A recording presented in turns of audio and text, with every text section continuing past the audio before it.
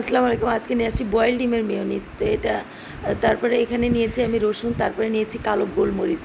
আমি ৮-১০ টা কালো গোলমরিচ নিয়েছি। তো এখানে আমি নিয়েছি ১ টেবিল চামচ চিনি। তো এই মেয়োনিজটা খেতে অনেক টেস্টি, আপনি ট্রাই করে দেখবেন। তারপরে দিয়েছি লবণ। তো এখানে আমি দিয়েছি ১ টেবিল চামচ আ আ গুঁড়া দুধ। তো তারপরে দিয়েছি লেবুর রস। আমি ২ টেবিল চামচ লেবুর রস দিয়েছি। ১ম এ ১ টেবিল চামচ দিয়েছি। তারপরে লেবু চিপে দিয়েছি এখানে। তো এখানে লেবু চিপে আরেক টেবিল চামচ দিয়ে দিয়েছি। তারপরে এখানে নিয়েছি আমি কুকিং অয়েল। এই যে আমি যেকোনো কুকিং অয়েল নিতে পারেন। কিন্তু কোনো গন্ধ থাকবে না, এরকম কুকিং অয়েলটা নিতে হবে। তো আমি সাদা কুকিং অয়েল নিয়েছি বাসায়। তো এখানে আমি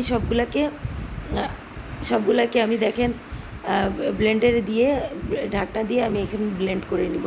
তো দেখেন আমার এই মেয়োনিজটাও হয়ে গিয়েছে। তো এইটা খেতে অনেক টেস্টি এবং আ অনেক সুস্বাদু। আপনি যেকোনো ফাস্ট ফুডের সাথে এটা খেতে পারবেন। তো এই যে দেখেন আল্লাহ আমি হাফেজ। কালো গোলমরিচ